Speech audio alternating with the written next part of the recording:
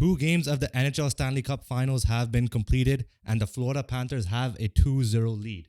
Before we talk about the series a little bit more, we're not talking NBA today, so we have to talk some sad news that happened in the NBA world this morning on Wednesday.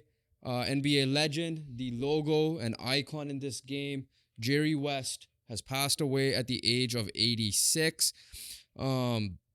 Jerry West, best known for his time as a player with the Lakers, coaching the Lakers, even executive as the Lakers, but had little executive stints with Memphis Grizzlies where he wanted a new challenge, the Golden State Warriors, and the LA Clippers most recently. One of the best in the game, not just as a player, obviously the only player to have a finals MVP on a losing team. Got his championship later on as well. But even as a coach, had a winning record for a couple of seasons he did with the Lakers. But he did his best work as an executive. Golden State won a couple of championships with him. Memphis kind of got better when he took over. But his time with the Lakers, especially, the man who facilitated the early success with Magic and Kareem. After that, it was trading for Kobe Bryant by believing in him so much that they traded away his center, Vlade Divac, who was a good center at the time, and then ended up convincing Shaq to join the Lakers as well. So one of the brightest minds in the game, one of the greatest ever to do it. His name will always be synonymous as an NBA great in the NBA world. He is the logo for a reason. So sad day. Just in the basketball world in general. Rest in peace, Jerry West. Condolences to your loved ones, your friends, your former teammates, every coaching or every franchise you have been a part of either as a player or as an executive. Tough transition to go into, but let's get right into the Stanley Cup playoffs. Actually, before we get into that as well, make sure you guys check out our new video we dropped. Finally dropped after being sick for a week here. Our Canucks and Oilers, or why that is going to be the new best Canadian rivalry in general in sports. So make sure you guys check that out. It's a short video, so it's not a long podcast episode. So make sure you guys tune in. It will be our last video, or Jovan will also link it down below. Yeah, so now let's get into Stanley Cup Finals. Florida Panthers up 2-0, showing their dominance so far. And won in 2 different ways. Game 1 being they were the worst team and they had to rely on Bobrovsky. In Game 2, they were the more dominant team, putting on more pressure, having many more shots than the Oilers, and still winning that way. And we're going to start off with the Panthers, and I'm just going to start off with 2 people that have been the unsung heroes so far in this series. Number 1, Sergei Bobrovsky. Number 2, Evan Rodriguez. Yeah. So sticking with the Panthers here, you tell me, okay, Sergei Bobrovsky, that's somewhat believable, but what he did in Game 1 was massive, right? We knew that they had the goalie advantage. We didn't think he was needed that way in Game 1, the way he played. The loss wasn't even on Stuart Skinner. We'll talk about Edmonton in a second, but the goalie matchup was there. Game 1, they got thoroughly outplayed outside of the power play penalty kill where they destroyed their that historic Edmonton power play, right? And Sergei Bobrovsky showed why that he got $10 million, and it was for this reason. You know, there's still question marks with his consistency throughout a whole year, but when it matters most, he stepped in. Last year, he just was tired at this point and ran into a better Vegas team. This year, he again during the regular season was up and down. There was this year? No, he was great this year. No, every goalie expert I've listened to said that he was not a Vezina. People are shocked that he was a Vezina finalist this year as well. Yeah, so. He was good, but like it wasn't him. They gave a lot of credit. I think it was Storlars. I think Storlars. A lot of more credit to him than they gave to Bobrovsky. So again, coming into the playoffs, he was. There were some question marks, he wasn't an all-star. not as bad as last year. Yeah, he was an all-star, but so was Georgiev. Georgiev was But no, the point is, like, when it matters most, he steps up. Like you said, he's a clutch goalie, so he made outside of the one goal he did allow, which was a questionable goal on his part. He has been even on that goal. Like, I can't even blame him. He's been performing well, right? Edmonton, like going back to Florida as a whole now. And the second thing for me is, if you're telling me they're winning the series 2-0 outside of Carter Verhaeghe, offensively specifically, because Barkov has been amazing, and I hope he's healthy for Game 3. Outside of Verhaeghe's one goal, it's Evan Rodriguez, like you mentioned. It was Lundell who assisted those goals. OEL had an assist. So you're telling me if Kachuk wasn't involved, Reinhart wasn't involved in offensive production, that's even more scary for Florida. Because I said to you after Game 1, everybody was like, oh my God, Edmonton was the better team outside of maybe their power play. And again, not blaming Stuart Skinner, but the goaltending match up there. I'm like, bro, this is not, like, yeah, credit to Edmonton, but Florida was not good at all. And they won. And they won the game 3-0. So 1 second. So I'm like, if Florida wakes up better, this could be scary this might be even more worrisome for Edmonton, and we saw that in Game 2 a little bit. So piggybacking off of that, Matthew Tkachuk at the end of the day, he's noticeable. Obviously, he's not getting the points, which is kind of up and down. You can't really, it's 50-50. You kind of blame him, kind of don't. Reinhart for me has been a little bit more of a ghost than Tkachuk. Verhaeghe to me looked a little bit dangerous as well. But I don't know what the hell got into Evan Rodriguez. He already has 3 goals in the series. But overall, just commenting on the Florida Panthers game, they, like we mentioned before the even series started, they could beat you in many ways. They could lean on Sergei Bobrovsky, and he stepped up many times in this playoffs and in the last playoffs, right? They could lean on their defense. And honestly, in Game 1, third period, it was a dominant defensive performance, right? It wasn't like periods 1 and 2 was more Bobrovsky. Period 3 was like, their defense also shut the door as and well. Overall and Game 2 as well, and defensively. Game 2, you can't be behind against the Panthers. No matter what happens, they will protect the lead. And that's just how they're built. And they've shown that many times in this playoffs that, like, no matter what happens, they will keep the lead. And it might be because of Bobrovsky, it might be because of their defense, it might be because of both. And Game 2, it was because of both. And then also piggybacking, Bobrovsky only had allowed 1 goal so far in 2 games. Don't really blame him for that 1 goal in terms of it was half an hour since the game started in real time, not talking about like actual game time, where he faced his first shot. In actual game time, it was 11 minutes. Yeah. So it was going to be a tough period for Bobrovsky, and he bounced back after that goal anyways, allowed the first shot, after that saved the rest anyways. So overall, he has been dominant, is the best way I could say it right now. And for a guy who has been overlooked in all 3 series because not to his fault, he was just facing a better goalie, right? And the kind of same story that Bobrovsky had in those first 3 rounds is kind of what Skinner is having right now. He's been playing good, but the other guy just been playing better. Yeah. Like I said, they have an issue right now. There's a storm in Florida, so they haven't gone to Edmonton yet. So they got to figure out a flight to Edmonton. I think Edmonton had to stop at Kansas City before they had to head back, because I was just literally, they were talking about it on the radio this morning.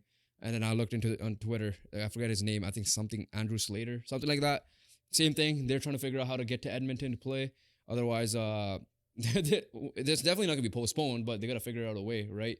But no, going back to Florida, the fact that they're up 2-0, defended home ice, which is fine. So Edmonton's serve to hold home ice their end. But again, the fact that your top players haven't been offensively producing, I'm sure they're doing fine to limit defensive things. I mean, they only got 1 goal. Yeah, and again, like I agree with your assessment of that goal. However, like, at the end of the day, like he wants it back. Yeah, I'm not saying he shouldn't have saved it. Yeah, he should have saved it for sure. But I'm just saying he deserves a benefit of doubt. At the end of the day, if Kachuk and them get rolling, this could be a sweep. I'm not calling it a sweep. I'm not gonna go that low either, because we know hockey's very inconsistent in a different way. But like I said to you before, after Game 1, I'm like, that's worrisome for Edmonton and not Florida. If Edmonton played that good and they got a game stolen from them. That is true. That is true. But speaking on the Oilers side, McDavid has been looking dangerous. He has been looking his speedy self. Obviously, hasn't really converted into the just the point. 1 assist on Ekholm's goal so far. And that says a lot. Your goal scorer is Ekholm. Yeah, and the second thing is that their power play has been dried out again, like how it was near the end of the Canucks series and beginning of Dallas series. They found it at the end in games 4, 5, and 6, I believe. 5 and 6 for sure. I don't remember 4. So it was 5 and 6. They found in games 5 and 6, but again, Florida's penalty kill has been excellent so far. Big issue is that Florida's also taking the penalties as well. So it's not like they had. Florida plays aggressive. They play aggressive, right? and it's not like they didn't have any opportunities, right? Like in the Dallas series, they had lesser opportunities. They had opportunities. This game was so feisty, especially game 2. You got, I think, Fogel getting ejected Yeah. as well, which I didn't think it was an ejection. I think it was a regular 2-minute penalty. But overall, Florida kind of playing with fire, which is kind of what you need. Also kind of low-key backfired, but it didn't because they kind of fixed their mistake by killing off those penalties. And speaking of penalty kills, Edmonton's penalty kill has been absolutely excellent.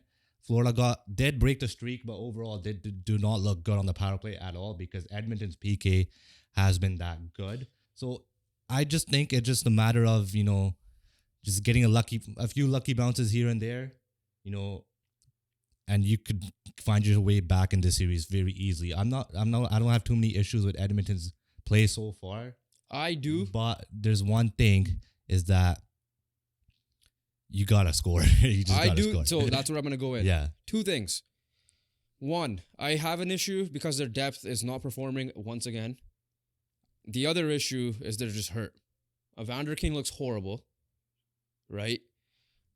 Draisaitl, I'm sure, is playing with something. McDavid, I'm sure, is playing with something, but they're not the issue in this series. Darnell Nurse, as much as he struggled this playoffs, did not play much in game 2 as well. They flipped the script in terms of, they were dominant game 1, but they got goalied, and I'm going to say what Marty Biron said because he is a goalie and he's played in the NHL, so I'm going to literally quote him.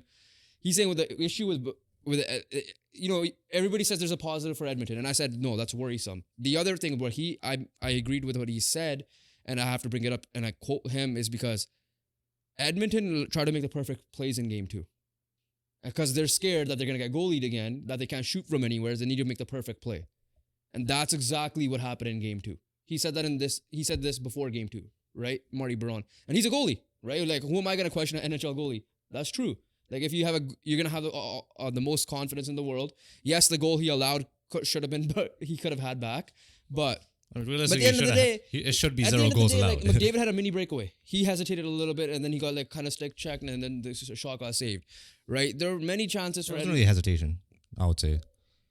He was near the end of his shift. Yeah. Kachuk was fresh, so Kachuk was gonna catch up, and Bobrovsky made a shit. So I think it was just like a bad timing. But at the end of the day, Edmonton in this series is what Florida was in the last series. They're just banged up. Harder series throughout. They also had they started off horrible this season, but I guess you could say they kind of got to the point where they could have been comfortable in the playoff spot. They were. But after the Canucks series, they were banged up even more. Dallas, they let them off the hook because of it. And then you're playing Florida. Out of every team you wanted to play in the final, Florida is the worst option you could have because of the way they play. Yeah, the way they play it physical, they're gonna be on your asses, right? They really try to establish a forecheck. If they can, they really try to plug the neutral zone. If they can't, they will hold it down in their own zone. Just a full-blown complete team, and they've been playing like it. And overall, it's not like Edmonton doesn't have a chance. No, they don't. They do. They're gonna come home now. And it's not like McDavid's been flying. McDavid's been fine. It wasn't like the Canucks series. Yeah, right? He's been flying. He's been dangerous. So, and also Florida, as good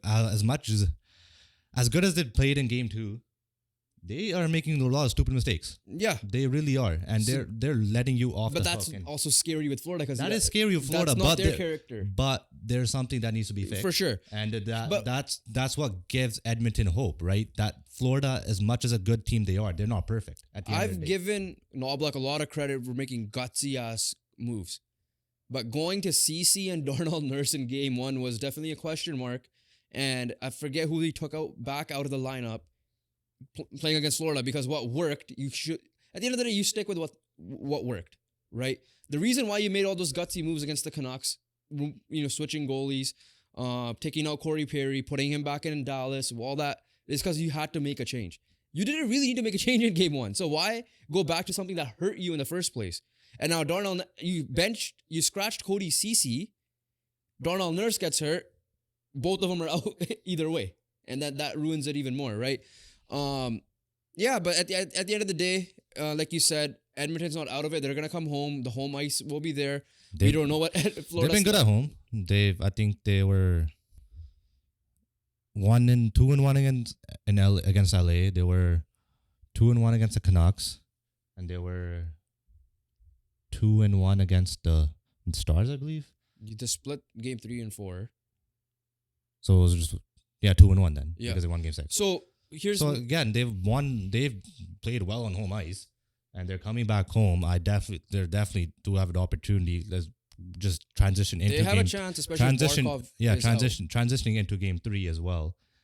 It looks like Barkov is gonna play, but my question to you is that a suspension?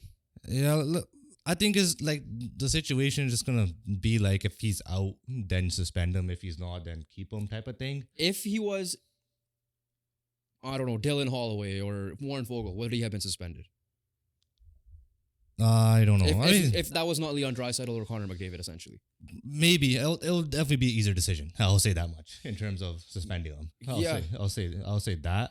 But overall, for those people that are saying it's not a penalty or a major, that's bullshit. That's stupid, right? It's a penalty all day, every day of the week. He elbowed him right in the jaw. A major, arguably, more than that kneeing.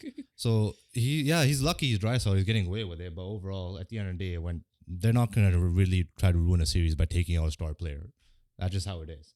But on the flip side, if it was McDavid or Draisaitl getting hit, I think the situation would have been completely different. So that's my point. I think right? the suspension would have been given. Like, yeah, if Ekblad is out, I 100% agree it's a suspension. If Ekblad is out. Barkov.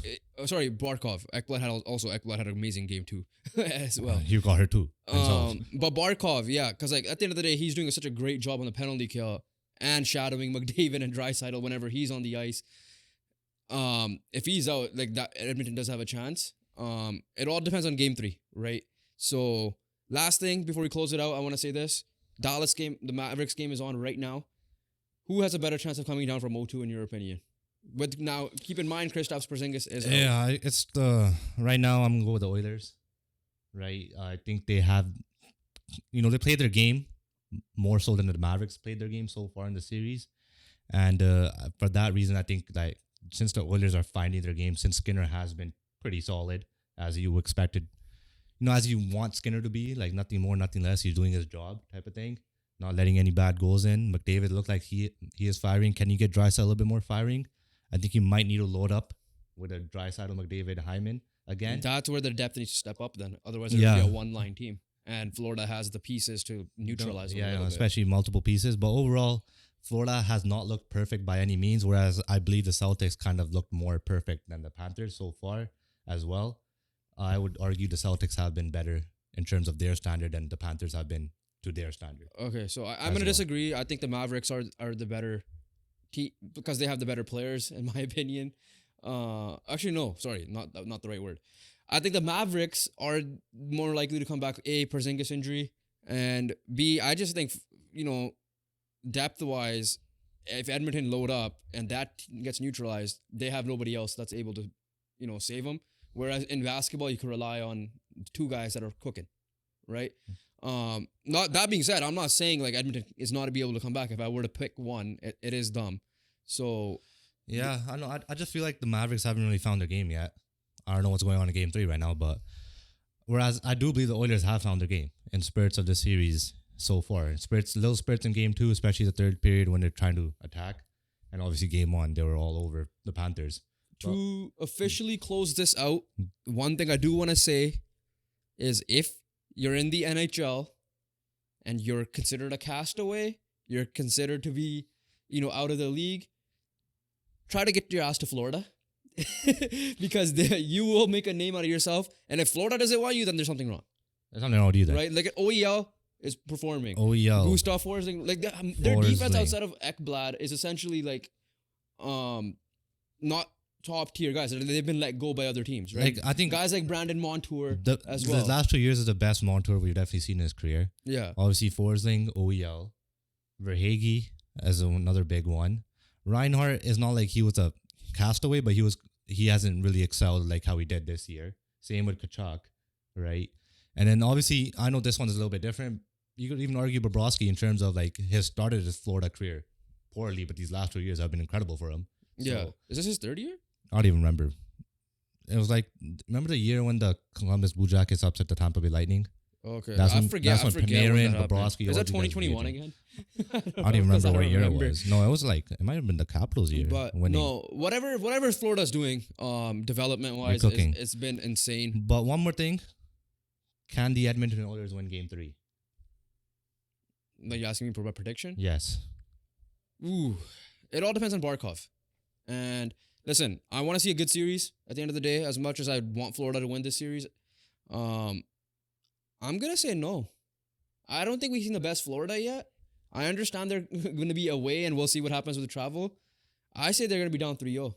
I'm gonna guess the opposite. I think the Oilers win Game 3 in terms of they're going back home. First Stanley Cup play home game in a while, and like, well, not in a while. I've been like, I don't really count that freaking Canadian year anyways. But first home Stanley Cup game with a full house. That's been a while. And overall, the Oilers, I think, have an opportunity here to like cook.